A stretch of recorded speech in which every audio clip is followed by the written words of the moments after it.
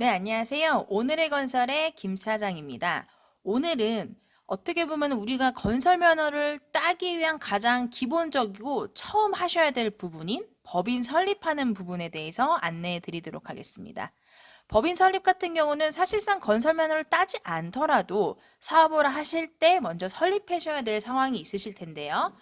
오늘은 저희가 건설 면허 전문 컨설턴트인 만큼 기본적인 법인 설립하는 부분 플러스로 건설 면허를 취득하실 거라면 이런 것도 반드시 확인하셔야 합니다. 라는 부분까지 안내를 드리도록 하겠습니다. 자, 자, 이런 말들 많이 하세요. 나 이제 건설 면허 내고 사업 진행할 건데 법인 설립을 해서 하려고 합니다. 개인 사업자로도 물론 면허는 낼 수 있지만 나중에 세금 부분이라던가 법인은 또 잘 키워서 양수도 하실 수 있기 때문에 양도도 하실 수 있기 때문에 법인으로 하시는 분들이 있는데 자, 건설업 법인이면 뭔가 특별하게 설립을 해야 할 것 같고 내가 뭘 해야 될지 이런 부분 때문에 문의 주시는 분들이 많아요. 네, 약간 이렇게 생각하시는 것들을 중에서 어떤 건 맞고 어떤 건 달라요. 맞다라는 건 법인 설립이라는 건 사실 건설업을 하시던 제조업을 하시던 내가 법인으로서 사업을 운영하시려면 설립해야 돼서 이건 다 공동의 상황이에요.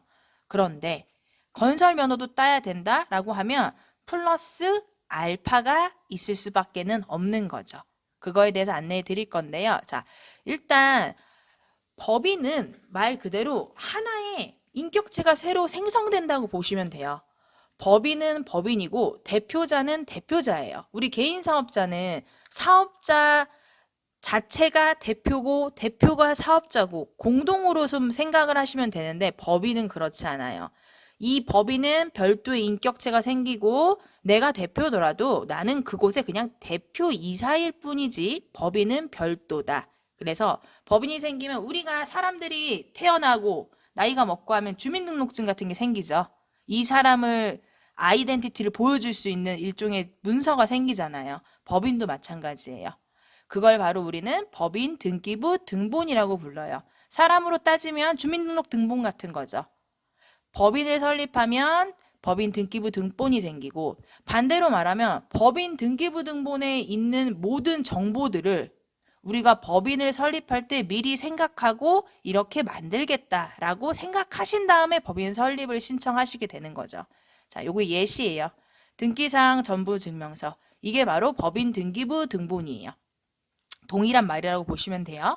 이 말소사항 포함이라는 건 현재 있는 법인의 상태뿐 아니라 이 전 내역들, 예를 들어서 우리가 상호를 바꿨다.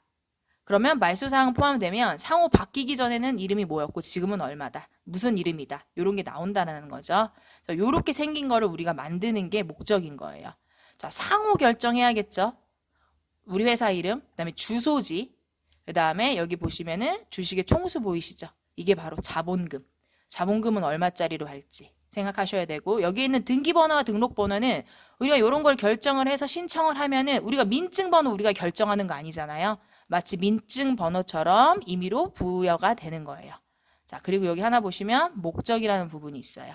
목적은 우리가 이 법인을 설립한 이유라고 생각하시면 돼요. 앞으로의 계획표, 우리가 요런 일을 하려고 이 법인을 설립했다는 거예요. 그런데 우리가 여기에 있는 일을 그럼 무조건 다 해야 하나? 그렇지는 않아요. 이거는 계획표예요. 이런 일을 하려고 설립했습니다. 근데 이 중에서 우리가 뭐 요거 하나만 한다고 해도 문제가 되지는 않아요. 그런데 우리가 여기다 안 써놨어. 예를 들어서 기계설비공사 지금 업무를 하려 그래. 근데 여기 없어.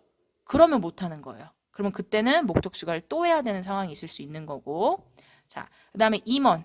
임원은 말 그대로 이 법인을 운영하는 운영진을 누구누구로 할 것이냐.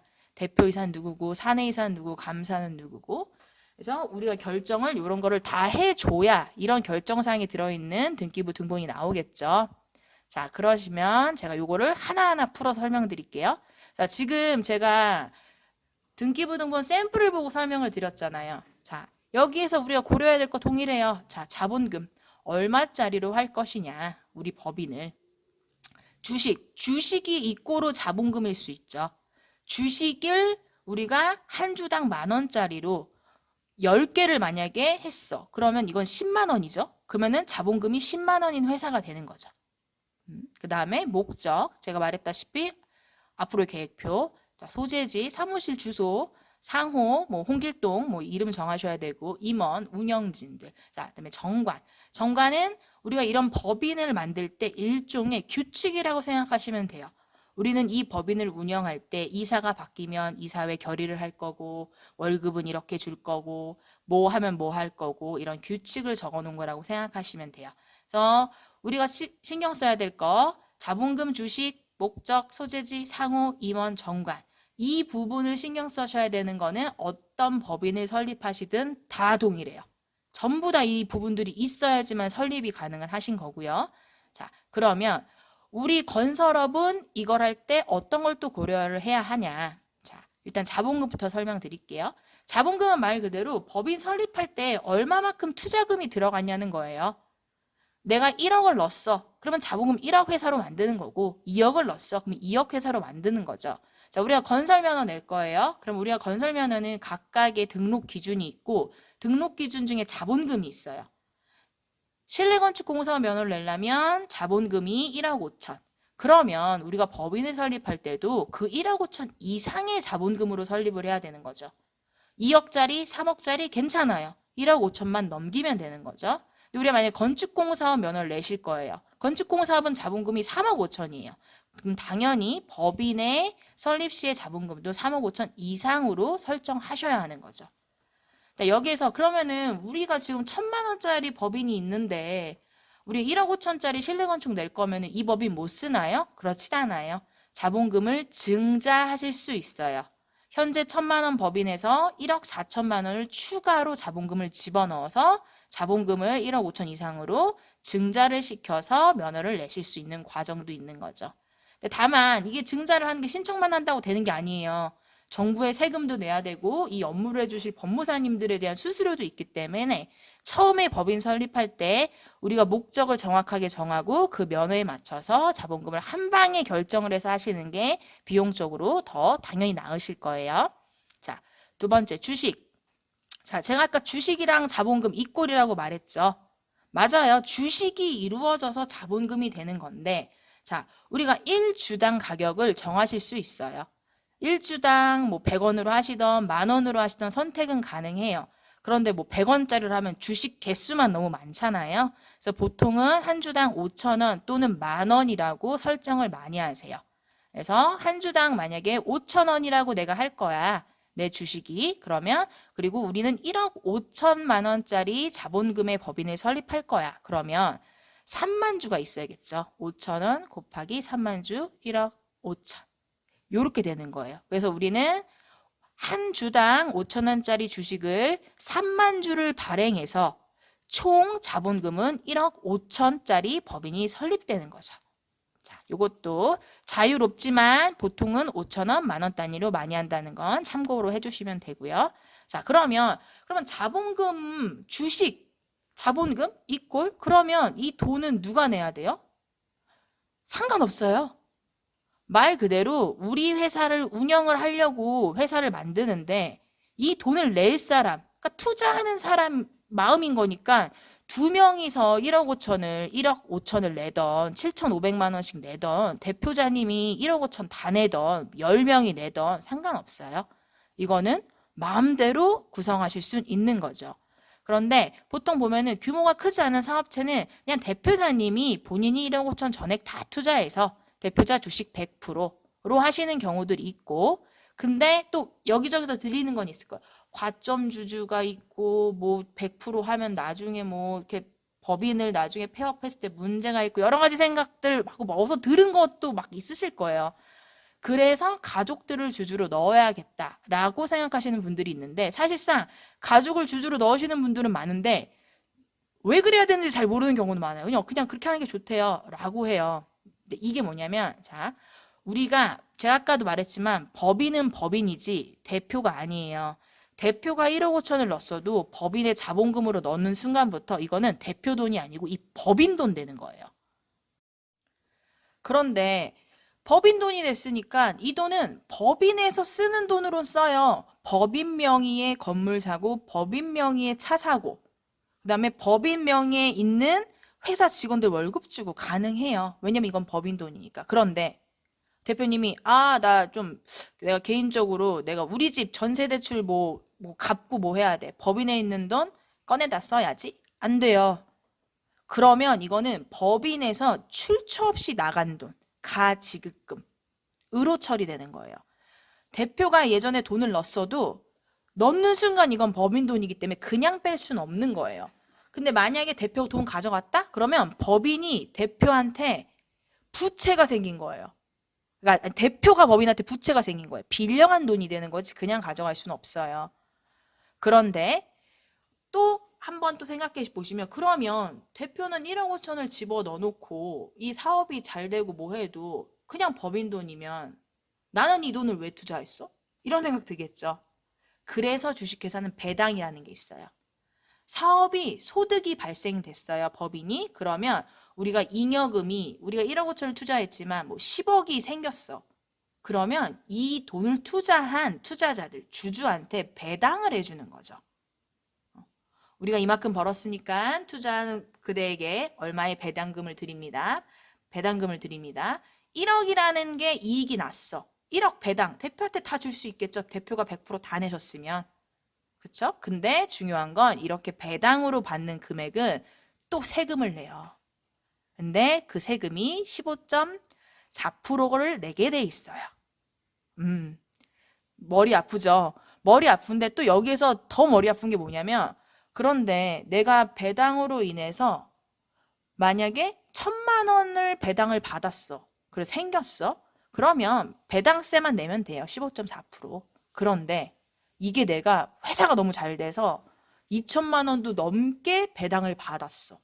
그러면 배당에 대한 세는 세대로 내고 개인의 종합소득세도 또 반영이 돼요. 그러면 종합소득세에서 내가 소득이 증가됐으니까 내 개인 소득세금을 또 내.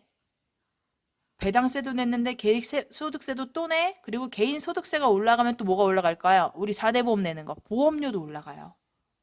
와, 그러면 엄청난 거죠. 그래서 요거를 가족한테 좀 분산을 시켜 놓는 거예요. 그래서 가족 한 명당 소득이 2천만 원, 그 배당에 의한 소득이 2천만 원 이하로 되게끔 좀 분산을 시켜 놓으면 어차피 배당세는 나가지만 종합소득세 반영이 덜 될 거 아니에요. 그러니까 전체적으로 봤을 때 종합소득세의 절감을 이뤄낼 수가 있는 거죠. 이거 약간 어려운 부분일 수도 있어요. 근데 요거 제가 이따가 정감 부분 설명하면서 다시 한번 좀 더 좀 상세한 예를 들면서 말씀을 드릴게요. 그래서 보통 대표자 1인이 투자할 경우에는 본인이 투자했지만 주주는 가족들로 분산하는 경우가 많다. 요게 하나의 포인트고, 자, 두 번째는 만약에 주주가 대표님이 투자를 하는데 대표님 외에 그리고 가족 외에 타인, 그냥 진짜 비즈니스 파트너로서 구성되어 있다 라고 했을 때 대표님들이 66.7% 이상의 주식을 보유하는 게 좋아요. 근데 물론 타인이 돈을 더 많이 내. 근데 내가 주식을 그렇게 할 수는 없겠죠. 돈 많이 내는 사람이 본인이 그만큼 주식을 갖고 싶겠죠. 근데 어느 정도 조절을 할 수 있다면, 그리고 타인의 자본금을 들여올 때 고려하실 게 한 66.7% 이하의 타인의 자본금을 들여오는 게 좋아요. 왜냐하면 우리가 법인이 중대사항을 결정할 때 주주로 모여져 있는 법인이기 때문에 대표여도 대표가 혼자 막 결정 못해요. 주주들이 다 의결을 해서 다 찬성을 해야지만 뭔가 다른 사업을 진행을 할 수 있는데 적어도 3분의 2 이상의 주식을 소유해야 특별 결의를 통해서 결정을 할 수 있는 거죠. 그러니까 예를 들어 대표님이 주식은 60%고 다른 분이 40%예요. 근데 나는 요번에 기계설비공사원 면허를 할 거야. 근데 주식 40% 있는 분이 나 안 해. 난 안 할 거야. 나는 그냥 이대로만 사업할 거야. 그럼 못 하시는 거죠. 그러니까 이러한 의견 차이가 생길 걸 대비해서 만약에 이 주주가 나는 이거 하기 싫은데 하더라도 내가 주식이 3분의 2 이상, 66.7%니까 이상을 소유를 해서 특별 결의를 통해서 3분의 2의 주주가 이거를 승인했기에 진행한다 라고 해서 하시고자 하는 업무를 하실 수가 있다라는 거죠. 그래서 포인트가 두 번째는 만약에 주식을 같이 투자하시는 분들이 타인이라면 이런 의사 결정에 대해서 생각을 하시면서 다른 투자자들을 영입을 하셔야 된다는 거. 이거 조금 생각하시고요. 자, 두 번째 목적. 자, 제가 아까 목적 말했죠. 미래에 우리가 할 사업 계획이에요. 우리가 무슨 사업 할 거냐? 그게 들어가야 되는 거고, 우리는 건설 면허 쪽이니까 앞으로 하고자 하는 건설 면허명을 정확하게 기입을 하시면 돼요. 기입을 하셔서 건축공사업 하시면 건축공사업, 뭐 기계설비면 기계설비 넣으시면 되고, 그리고 이게 한 번에 다 넣어놓는 게 좋아요. 왜냐하면 그래야 나중에 또 할 때 목적 추가 또 하고 또 하려면 시간과 비용이 또 드니까. 그래서 목적 추가는 제가 제일 많이 말씀드리는 게 지금 당장 하실 거는 당연히 넣으셔야 하지만 앞으로 이 사업 외에도 하실 것 같은 안 할 수도 있지만 할 수도 있겠는데 싶은 건 일단 다 넣으시라고 해요. 단점은 그거겠죠. 목적이 많으니까 등기부등본이 길어진다는 거, 페이지 수가 더 늘어난다는 거, 그거 말고는 없어요. 안 하셔도 되니까 목적 있는 모든 사업 할 필요 없어요. 그러니까 좀 미리미리 많이 넣어 놓으시는 거, 그거 추천드리고 있고, 건설업은 당연히 면허명 정확하게 맞춰서 넣으셔야 되고, 그 외에도 뭐 설계 부분이라던가 뭐 디자인 부분, 그리고 우리 도소매 많이 하시죠? 건설자재 도소매, 그다음에 부동산 쪽, 부동산 임대, 이런 쪽도 좀 미리미리 넣어주시기를 좀 추천을 드릴게요. 자, 그 다음에 세 번째 소재지. 소재지는 말 그대로 법인 소재지. 우리 사람은 저희 지금 현 거주지 다 신고하잖아요. 법인도 마찬가지예요. 법인을 주소지를 어떻게 할 건가를 결정해야 되는데, 자, 건설업은 사무실 자체가 등록 기준에 있어요. 즉, 건설 면허 따려면 정확한 사무실이 있어야만 면허를 발급해주고, 이 사무실이 용도도 중요해요. 건축물 대장을 떼면 용도 나와요. 근린생활시설이나 사무실로 되어 있다? 그럼 돼요. 그런데 간혹 우리 집에다가 주소지 해놓고 사업자 등록증 내면 안 되나요? 안 돼요. 건설업은 안 돼요. 나 저번에 저희 그때 집 주소에다가 했었는데 그때 건축물 대장 떼보니까 우리 창고던데 그것 때 법인 설립됐었는데 하시는 분들이 있어요. 업무에 따라 다른 거죠. 만약에 우리가 인터넷 판매 같은 걸 해. 디자인만 해. 뭐 주거지에서 하시던 뭐 나와요. 근데 우리는 건설업 면허 내실 거잖아요. 건설업 면허는 용도가 뭐 주택, 뭐 공동주택, 뭐 창고 이런 거 안 돼요. 그리고 요즘에 지식산업센터도 요즘에 안 돼요. 그렇기 때문에 근린생활시설이나 사무실로 되어 있는 것을 사무실로 임대를 하시고 그 주소지로서 법인의 소재지 등록도 하셔야 돼요. 이거 굉장히 중요해요. 그리고 당연히 우리 사무실이 있는 소재지의 관청이 우리의 면허를 발급받는 관청도 되시는 거죠. 서울시 구로구다. 구로구청이 우리의 관청이 되는 거예요. 그래서 우리가 관급공사 같은 거 할 때 지역한정공사 하죠. 이거는 뭐 부산 어디 뭐 사상구만 해야 되는 거. 그러면 사상구에서 면허 내야 되는 게 맞으니까 사무실도 거기서 구하셔야 되죠. 저 관급공사 같은 경우는 왜냐면 자신들의 지역을 활성화시켜야 되니까 부산 거 하는데 서울에 있는 회사가 관급공사 하는 거 아니잖아요. 부산 내에서 하셔야 되는 거고 구를 따질 수 있고 그러니까 요 소재지 매우 중요하다라는 거 참고해 주시고 그리고 상호. 상호는 말 그대로 이름이죠. 뭐 제 이름이 김보미인 것처럼 우리 회사 상호 지으셔야죠. 뭐 너무 길지 않고 기억 잘 되고 뭐 이거는 딱딱 적절하게 하고 싶은 걸로 원하시면 되는데 다만 그건 있어요.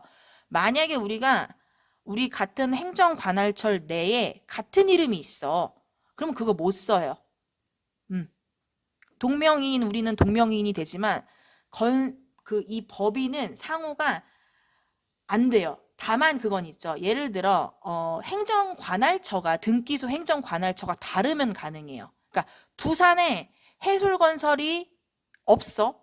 그럼 우리 해솔건설로 부산에서 낼 수 있어요. 그런데 우리가 여기 서울 동작구에서 내려고 해솔건설 근데 다른 데가 있어. 그럼 못해요.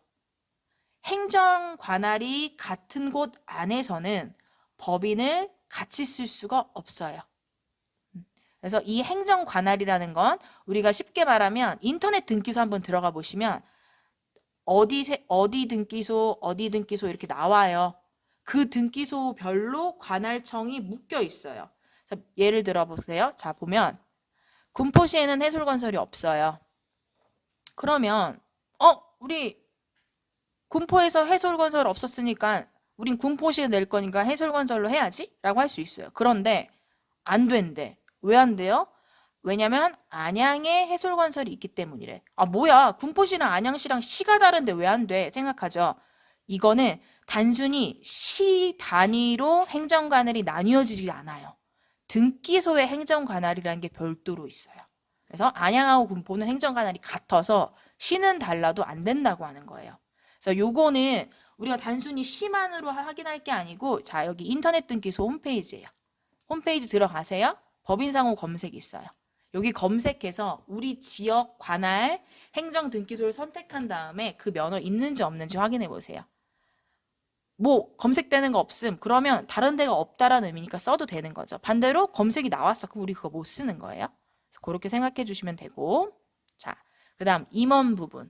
자, 임원. 우리가 또 많이 생각하시는 분들이 주주랑 임원이랑 동일하다고 생각하는데 그렇지 않아요. 자, 임원은 우리 등기부등본상에 아까 뭐 사내이사, 대표이사 말 그대로 경영진을 말하는 거고요. 주주는 돈을 낸 사람을 말해요. 자, 저는 해솔건설의 대표이사인데 돈은 한 푼도 안 내도 돼요. 그냥 대표이사만 해도 돼요. 나는 투자하지 않고 대표이사만 해도 돼요. 그러니까 주주랑 임원은 그냥 주주는 돈 낸 사람, 임원은 경영하는 사람. 자, 반대로 저는 제가 1억 5천을 다 낼 거예요. 그리고 내가 대표이사도 할 거예요. 그럼 주주이자 임원이 되는 거예요, 저는. 그래서 요거는 다른 사람으로 하시던 같은 사람으로 하시던 상관없어요. 이것도 원하시는 대로 하시면 돼요. 자, 그리고 임원이 이사가 있고 감사가 있어요. 세부적으로 많이들 있지만 일단 크게 보면 이사, 감사가 있는데, 자, 우리가 대표이사, 사내이사 이런 거 들어보셨을 거예요. 이사진이 2명 이상이야.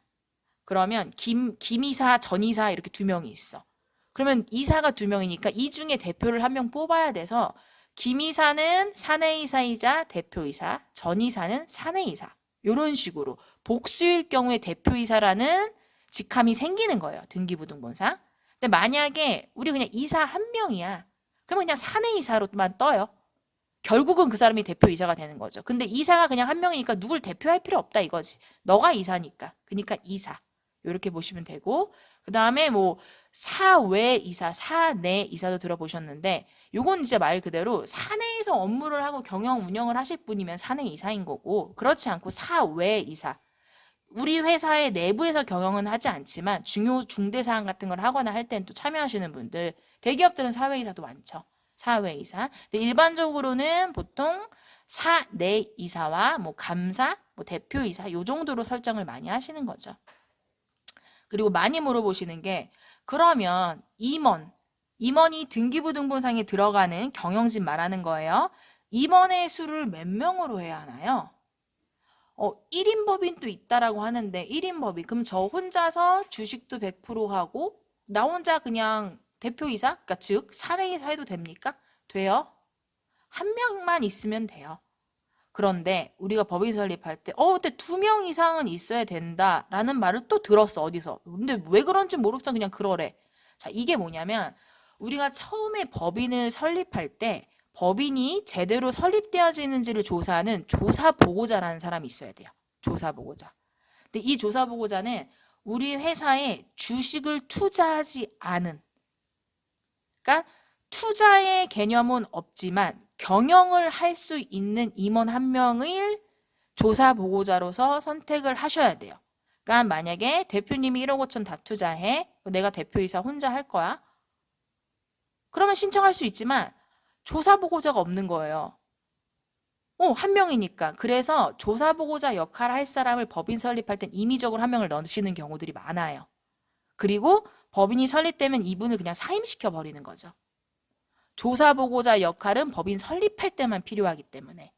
근데 조사보고자 없이 그냥 나는 그냥 할래. 뭐 따로 잠깐 넣었다 뺄 사람 귀찮아. 안 하실 수 있어요. 그런데 자, 조사보고자가 없어. 설립 가능해요. 대신에 조사보고를 할 누군가는 반드시 필요하니까 공증인을 별도로 넣어야 돼요. 공증인 넣는다. 공증 받고 뭐 다른 또 누군가를 해야 돼. 돈 들고 시간 들고. 그래서 이렇게 안 하세요, 대부분은 조사보고자를 그냥 따로 공증인 써서 안 해요.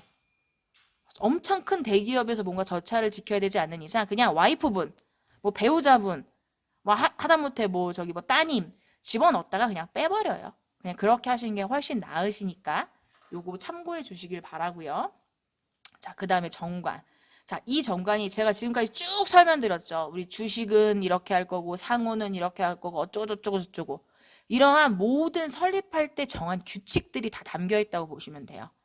자본금 얼마 할 거예요? 임원 어떻게 할 거예요? 그 다음에 사업으로 이익이 생기면 우리 배당 어떻게 할 거예요? 그다음에 우리 뭔가 중대한 결정할 때 우리 주주총회 어떻게 열 거예요? 그다음에 누군가가 뭐 엄청난 걸 발명했어. 직무부상 발명을 하면은 어떻게 줄 거예요? 이런 것들이 규칙이 기재된 문서라고 보시면 돼요. 그래서 정관 같은 경우에는 일단 요거를 우리가 규칙을 우리 회사를 뭐 어디서부터 어떻게 해서 이걸 규칙을 정해야 될지도 몰라요. 사실 그렇잖아요. 그래서 요런 거 같은 경우에는 보통 법인을 설립해주는 법무사, 그러니까 저희 해설로 문의 주시면 저희가 해드리겠죠. 기본적으로 하는 부분들을 일반 정관을 저희가 기초로 해서 근데 일반 정관으로 기초하면은 대부분은 다 그렇게 하세요. 근데 나는 뭔가 특별한 걸 넣고 싶어. 그러면 그걸 말씀해 주시면 그게 법적으로 문제가 없는 이상 정관 설립할 때 정관에 그걸 추가적으로 기재하시게 되는 거죠. 자, 여기에서 근데 제가 아까 주식 부분, 뭐 배당 세금 그때 말씀드린 부분들 요거 잠깐 말씀을 같이 드릴게요. 자, 우리가 가족회사를 운영 중이라면 아까 말했다시피 우리가 소득세를 종합소득세를 낮추려고 주주로 가족을 좀 더 넣으셨다라는 상황이라면 기왕 넣으신 거 정관상에 배당 자체를 불균등 배당, 즉 차등 배당을 할 수 있다는 조항을 넣으세요. 그러면 아까 말씀드렸던 종합소득세를 좀 더 조정할 수 있어요. 자, 이게 무슨 말이냐? 예를 들면서 말씀드릴게요. 자, 우리가 배당을 받았어요. 배당을 받으면 내가 배당을 받은 거에 대해서 15.4%의 세금을 정부에 내야 돼요. 그리고 배당 소득이 근데 2천만 원이 넘는다. 그러면 15.4% 플러스 2천만 원 초과분부터 개인 종합소득세, 그러니까 소득이 추가 발생됐다고 부과되면서 소득세를 더 내야 돼요. 우리 개인 종합소득세는 내가 번 거만큼 내잖아요. 쓴 거 빼고.